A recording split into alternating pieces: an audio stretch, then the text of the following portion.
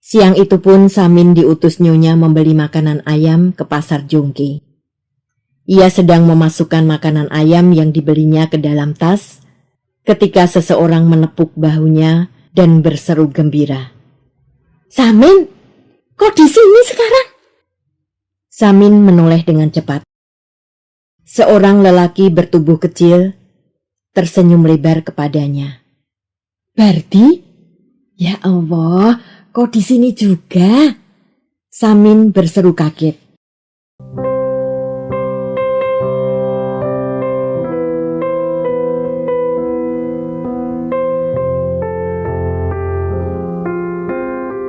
Debu dan Mutiara, karya Tuti Nonka, narator Hanifah Abu Marzuki.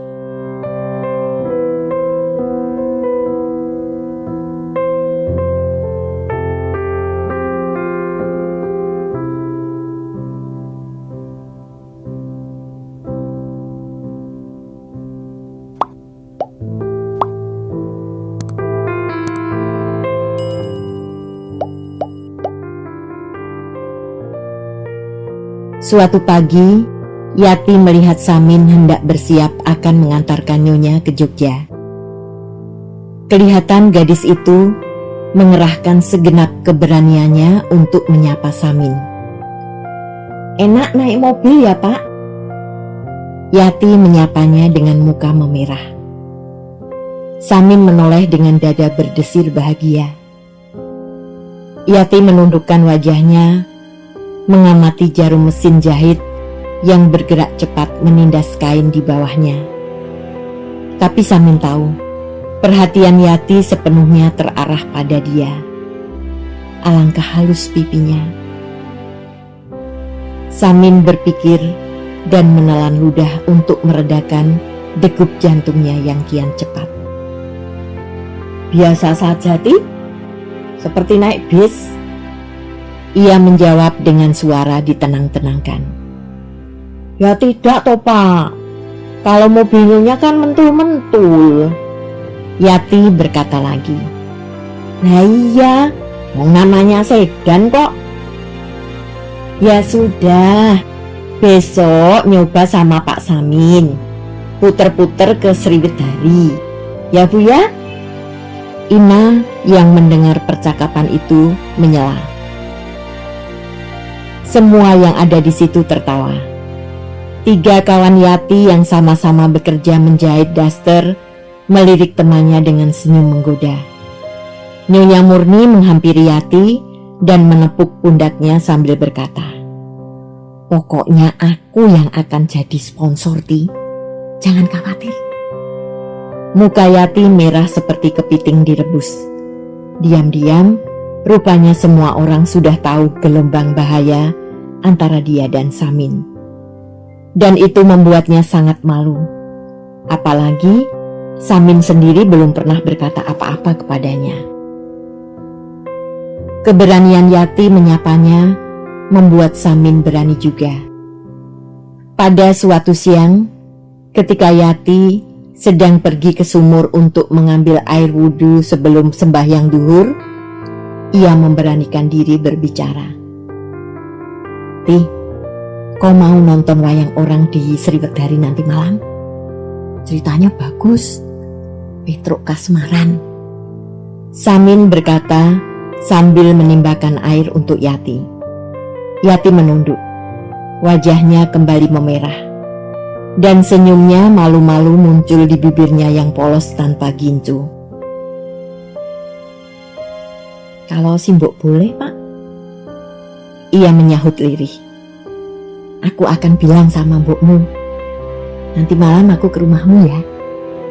Yati mengangguk tanpa berani menatap Samin. Malam itu Samin merasa betul-betul menjadi lakon. Ia kenakan baju dan celananya yang terbaik. Ia pakai sepatu hitam pemberian kepala penjara yang sudah disemirnya hingga berkilat. Ia isi sakunya dengan 3 bulan gaji dari Nyonya Murni. Yati sudah siap menanti dengan wajah berseri-seri. Memakai baju berwarna biru, gadis muda itu kelihatan semakin kuning dan manis. Simboknya tidak keberatan ia pergi dengan seorang lelaki yang sudah hampir berumur 40. Kalau orang itu kepercayaan Nyonya Murni, pastilah orang baik. Begitu ia berpikir. Mereka berjalan-jalan di kompleks Sriwedari, masuk ke gedung pertunjukan wayang orang, membeli kacang yang dimakan sambil nonton Petruk kasmaran. "Petruknya gagah ya, Pak?" Yati berkata di dalam gedung pertunjukan. Samin menoleh. Yati memandang kepada Petruk di panggung dengan terpesona. Samin merasa sesuatu menggerunjal di dadanya. Yati memuji Petruk. "Baik, kenapa tidak diajaknya Yati nonton keras saja tadi?" "Itu di panggung, Ti. Pakai bedak dan lulur, pakai disumpal-sumpal. Di belakang panggung belum tentu ya segagah itu." Ia menjawab, lebih dikuasai rasa cemburu daripada keinginan untuk mengatakan hal yang sebenarnya. "Iya ya, orang panggung itu penuh polesan. Gagah di depan orang, payah di belakang." Yati membenarkan. Tapi bagaimanapun juga, mereka berjasa menghibur kita. Samin menetralisir kata-katanya, merasa bersalah telah membuka-buka kekurangan orang. Habis menonton wayang orang, mereka makan bakmi dan membeli martabak untuk oleh-oleh Simbok dan adik-adik Yati di rumah. Semua dibayari Samin.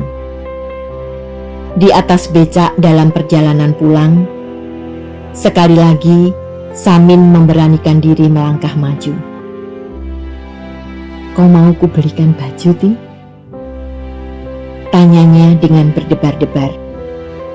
Sejenak Yati menunduk saja. "Tidak ada yang marah nanti, Pak?" sahutnya kemudian dengan lirih. "Siapa yang akan marah?" Samin balik bertanya. "Siapa tahu, nanti Pak Samin dimarahi." Yati berkata seperti mengajuk. "Aku ini orang bebas kok, Ti. Tidak punya siapa-siapa." "Orang tua? Saudara?" "Tidak ada." Yati membuka mulut hendak mengatakan sesuatu, tapi cepat-cepat ditelannya kembali. Beberapa hari kemudian, Samin membawa Yati ke pasar Klewer. Nyonya Murni dan pegawai-pegawainya memandang mereka berangkat dengan senyum-senyum penuh pengertian. Samin menyuruh Yati memilih bahan rok, bahan kebaya, kain panjang dan sandal. Yati yang jarang pergi ke pasar, bingung memilih bahan-bahan bagus yang semuanya ditawarkan penjual dengan manis. Semua bagus, semua indah, semua ingin dibelinya. Tapi ia harus memilih satu. Samin tidak mengatakan ia hanya boleh mengambil satu, tapi ia sendiri yang merasa malu kalau hendak mengambil banyak-banyak. "Pilih saja yang kau suka, 2 atau 3, kata Samin akhirnya, demi melihat Yati belum juga berhasil menjatuhkan pilihan. Jadilah dibeli 2 potong bahan rok, 2 helai kain panjang, dan 2 bahan kebaya. Sesudah itu Yati memilih sandal bertumit tinggi dengan hiasan rantai-rantai emas. Masih ditambah lagi dengan sebuah dompet. Habislah 4 bulan gaji Samin untuk membayar semua itu. Tapi ia senang dan bangga bisa membelikan barang-barang bagus untuk seorang gadis muda yang manis dan baik, gadis yang membuatnya merasa seperti menjalani hidup kembali. Nyonya Murni merasa sudah tiba waktunya ikut turun tangan melihat keseriusan hubungan Samin dan Yati. "Kau sungguh-sungguh menyukai Yati, Min?" Nyonya bertanya. Iya Nyonya. Samin menjawab dengan rendah. Syukurlah, laki-laki yang sehat sebaiknya memang punya istri untuk menghindari dosa dan maksiat, juga untuk kesehatan. Kalau kau menikah dengan Yati, mungkin kalian kepengen punya rumah sendiri. Ku dengar Mbok Pawiro akan menyewakan rumahnya setelah anaknya pergi ke Jakarta. Kalau kau mau, nanti ku sewakan untukmu. Perabotannya bisa bawa sebagian dari sini, dan yang belum ada, nanti beli sedikit demi sedikit. Sesudah menikah, gajimu akan kunaikkan. Dengan gaji Yati, kalian akan bisa hidup cukup. Untuk ukuran sederhana tentu saja. Terima kasih untuk semua kebaikan Nyonya, jawab Samin dengan terharu. Nah, kapan kau akan menikah? Sudah kau bicarakan dengan Yati? Belum Nyonya. Saya akan menghitung hari baik dulu. Kalau menurut aku, semua hari itu baik, Min. Tapi kalau kau lebih mantap dengan menghitungnya dulu, terserahlah. Hitungan hari baik jatuh 3 bulan kemudian. Samin mulai mempersiapkan diri. Bersama Yati dilihatnya rumah Mbok Pawiro yang dikatakan Nyonya Murni. Rumah itu masih terletak di daerah Laweyan juga, hanya agak masuk ke gang. Terbuat dari papan dan gedek yang masih cukup baik. Luasnya cukupan dan bersih. Mbok Pawiro yang tinggal sendirian akan menempati sebuah sudut di dekat dapur, sekaligus menjaga rumah kalau Samin dan Yati pergi bekerja di rumah Nyonya Murni. Samin menanti hari esok dengan perasaan menggembung oleh kebahagiaan. Ia akan menikah, akan hidup berumah tangga seperti orang lain. Hidupnya akan menjadi tenang dan mantap.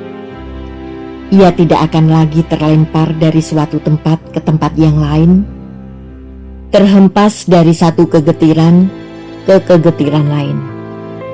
Ia akan memiliki sebuah tempat pulang yang teduh, yang akan selalu menerima kehadirannya dengan lapang dan damai. Selain mengurus usaha batik, Nyonya Murni gemar memelihara ayam kate dan ayam kalkun. Ayam-ayam kate yang pendek dan putih bersih itu dibiarkan berkeliaran bebas di antara ayam-ayam kalkun dengan bulunya yang semarak. Makanan untuk hewan-hewan itu dipilihkan dari jenis yang baik. Dedak bercampur pipilan jagung. Kadang-kadang juga dibelikan makanan ayam yang sudah dikemas, yang sebenarnya disediakan untuk ayam-ayam broiler.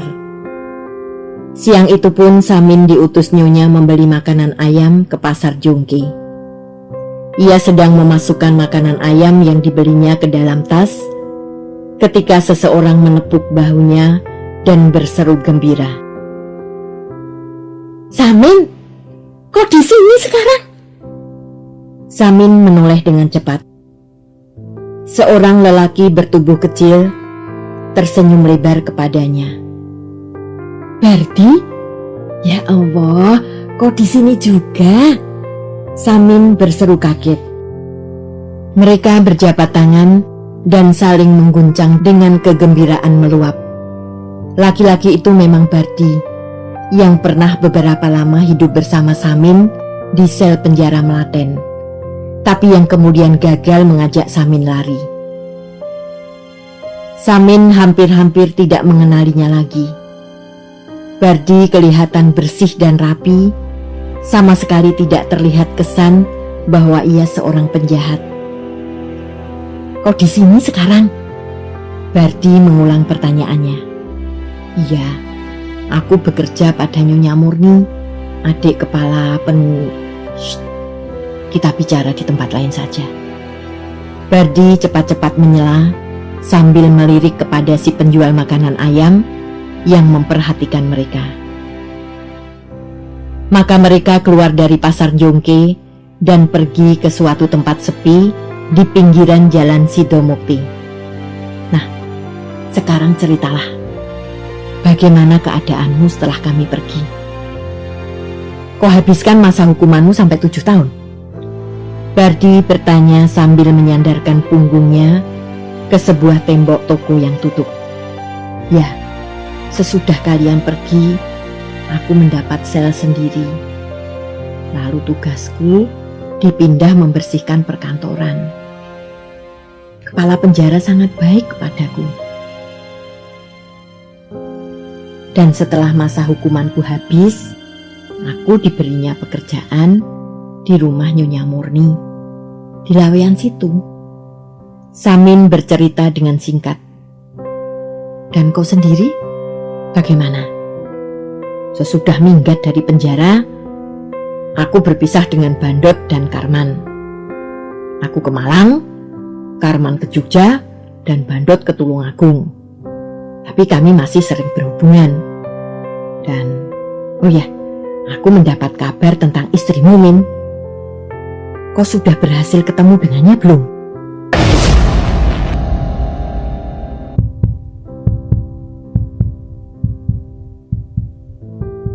Jantung Samin terasa melompat ke leher.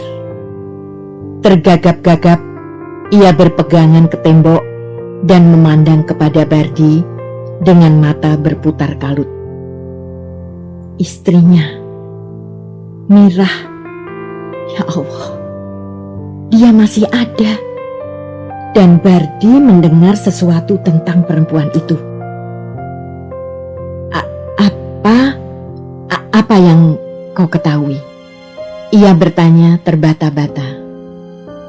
Bukan aku langsung, tapi Karman. Karman punya kawan baik, perempuan tentu saja, bernama Rani, seorang pemilik warung makanan, yang dulu pernah menjadi perempuan penghibur di sebuah rumah bordil. Cerita punya cerita, jadi merembet ke masa lalu.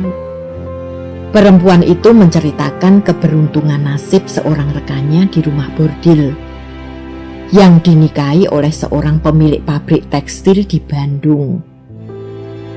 Kawannya yang beruntung itu bernama Mirah, berasal dari desa Ketunggul. Benar itu istrimu, Min? Samin merasa ditimpa sebuah gunung batu. Mirah, istrinya, melacur. Terkutuklah perempuan itu. Terkutuk sampai ke kuburannya. Dengar dulu ceritaku, Min. Bardi menyambung cepat-cepat, melihat Samin pucat dan gemetar. Istrimu melacur bukan atas kemauannya sendiri. Ia ditipu sekawanan manusia busuk. Anaknya diculik dan ia harus mau menjual tubuhnya kalau ingin mendapatkan anaknya kembali. Ia sangat menderita karena mengingat kau, Min. Hampir bunuh diri ketika mendengar kau sudah mati di laut. Kalau aku yang jadi kau, aku tidak akan membenci apa yang dilakukannya. Samin beku tanpa mampu berkata apapun. Dadanya bergolak oleh rasa gempar mendengar kabar tentang Mirah. Kecewa dan marah mendengar jalan hidup yang kemudian ditempuh perempuan itu. Tapi juga sedih mengetahui kegetiran nasib Mirah. Mirah, bagaimanapun juga perempuan itu istrinya yang dicarinya sekian tahun hingga tersaruk-saruk ke berbagai kota. Tapi katamu dia sudah menikah dengan pemilik pabrik tekstil, tanyanya dengan lemas. Bardi mengangguk. Sesudah mendengar kabar itu dari Karman, aku pergi ke Bandung untuk mencari berita yang lebih nyata. Memang benar istrimu sudah menikah dengan pemilik pabrik itu. Tapi tidak lama kemudian suaminya itu mati. Aku tidak menemuinya karena aku pikir saat itu kau masih di Melaten. Maksudku, biarlah kau menemuinya sendiri kalau sudah bebas nanti. Kan tidak enak memberi kabar tentang kau dengan alamat penjara. Kapan kau ke sana? Samin bertanya, mulai mendapatkan semangatnya kembali. Tahun 78. Jadi sudah 6 tahun yang lalu. Aku tidak tahu kemana akan mencari kau. Jadi baru sekarang kabar ini kusampaikan. Ini pun karena kebetulan kita bertemu di sini. Samin menghela napas untuk meredakan gejolak di dalam dadanya. Bagaimana? Kau akan menemuinya? Samin menyandarkan punggungnya ke tembok dan menengadah ke langit dengan wajah kalut. Nasib rupanya belum berhenti mempermainkan aku, Di. Kabar tentang istriku datang pada saat aku sedang merencanakan menikah dengan perempuan lain. Astaga, jadi kau sedang mau nikah nih? Bardi berseru kaget. Samin mengangguk dengan lesu. Bardi memandangnya dengan ternganga, lalu menggeleng-gelengkan kepala.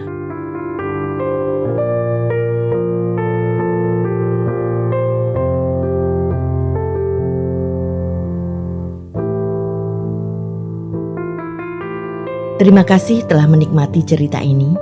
Tuliskan saran atau komentar di bawah untuk memperbaiki channel ini. Jangan lupa tekan tombol subscribe, like, and share.